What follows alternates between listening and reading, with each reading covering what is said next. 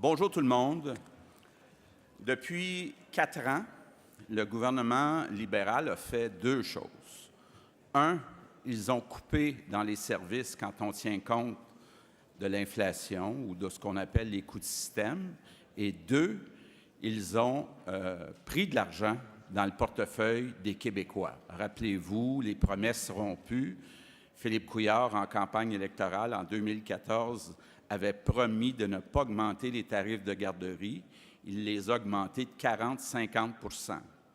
Philippe Couillard avait promis de ne pas augmenter les tarifs d'électricité de plus de l'inflation. Dans les premières années de son mandat, il a fait le contraire.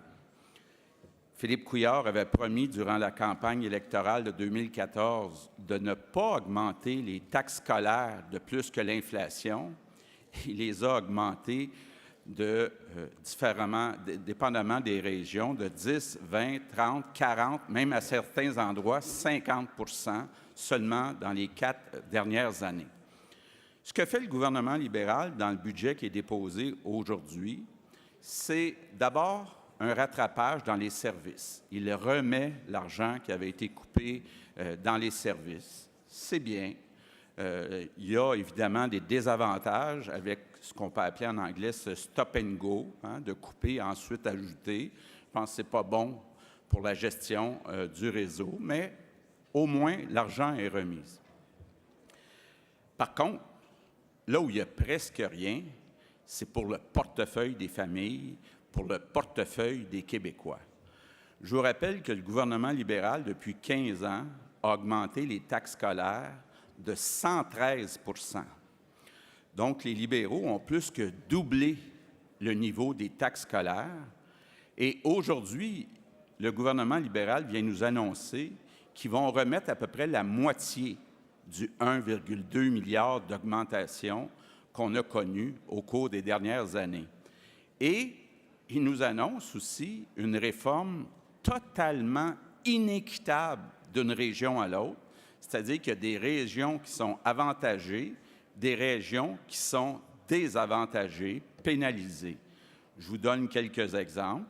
On se retrouve, par exemple, dans les régions de Laval et Lanaudière, à payer le double du taux de taxe de celui des Laurentides. Quand on prend les pires, ceux qui sont les plus pénalisés, le Saguenay-Lac-Saint-Jean et la Mauricie vont payer le triple du taux de taxe scolaire de la région des Laurentides. Et M. Couillard a essayé, au cours des dernières semaines, de se défendre en disant « c'est à cause de la valeur des maisons, c'est à cause du transport scolaire ». Or, tous ces arguments ont fait patate.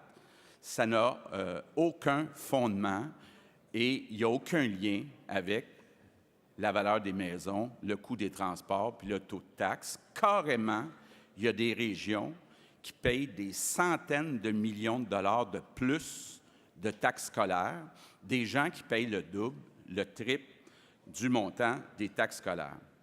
Nous, on pense que le gouvernement libéral aurait dû mettre en place un taux de taxe scolaire unique pour toutes les régions du Québec, le taux le plus bas, le taux des Laurentides, c'est-à-dire 10 cents du 100 $ d'évaluation. Combien ça aurait coûté de plus? Ça aurait coûté 700 millions de dollars de plus. Où aurait-on pu trouver le montant pour financer ces 700 millions de dollars? À plusieurs endroits. D'abord, il y a encore de l'argent dans la réserve de stabilisation, il y a des surplus et, je le répète, on a donné 1 milliard de dollars de trop par année aux médecins spécialistes. Donc, on se retrouve actuellement, quand on fait une comparaison Québec-Ontario, que le Québec, toute proportion gardée, quand on compare aux autres travailleurs, le Québec va donner pour chacune des prochaines années 1 milliard de trop aux médecins spécialistes. Donc, le gouvernement libéral aurait pu faire beaucoup plus pour le portefeuille des familles et le portefeuille des Québécois. Donc, on se retrouve avec un budget où le grand oublié, c'est le portefeuille des familles.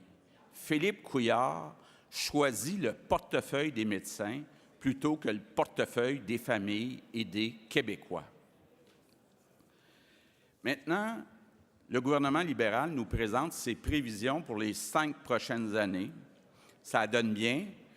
1er octobre prochain, on va avoir une élection, donc avec en jeu un mandat de 4 ans. Ce qu'on voit dans ces prévisions, entre autres les prévisions économiques, c'est un échec annoncé en économie. Le gouvernement libéral prévoit que si les Québécois votent libéral le 1er octobre prochain, il n'y aura aucun rattrapage pour les 5 prochaines années pour réduire l'écart de richesse entre le Québec et le reste du Canada.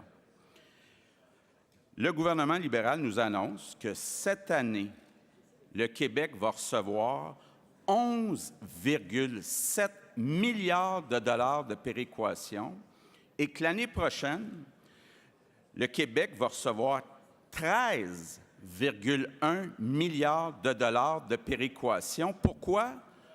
Parce que le Québec est plus pauvre que le reste du Canada. On ne peut pas avoir une plus belle confirmation de l'échec libéral. Et quand on regarde les prévisions de croissance économique des prochaines années, qui sont faites par Carlos Lighthouse, on a une croissance prévue de 2,1 % en 2018, 1,7 % en 2019, 1,5 % en 2020, 1,3 % en 2021 et 1,3 % en 2022. Donc, pour les 5 prochaines années, les libéraux vous disent, si vous votez pour nous, il y aura une croissance économique de seulement 1,6 %, donc aucun rattrapage par rapport à la croissance économique du reste du Canada, donc aucune réduction de la péréquation, de l'écart de richesse. Jamais le Québec a été aussi dépendant économiquement et fiscalement de la richesse du reste du Canada. C'est gênant. Les gens du Parti libéral qui ne comprennent pas, quand on leur parle d'économie, c'est le vrai défi qu'on a en économie. Le vrai défi économique du Québec, ce n'est pas le nombre d'emplois, ce n'est pas le taux de chômage, c'est la qualité des emplois. Au Québec, il nous manque d'emplois mieux payés. Et tant qu'on n'arrivera pas au Québec à créer des emplois mieux payés, bien, on continuera à avoir de la péréquation, à être plus pauvre que le reste du Canada, puis à ne pas avoir le gros bout du bâton quand on négocie avec Ottawa. Donc, moi, ce que je veux dire aux Québécois aujourd'hui, si vous voulez que pendant les 5 prochaines années, ça soit l'immobilisme, le statu quo, qu'on garde cet écart de richesse avec le reste du Canada, bien, votez libéral.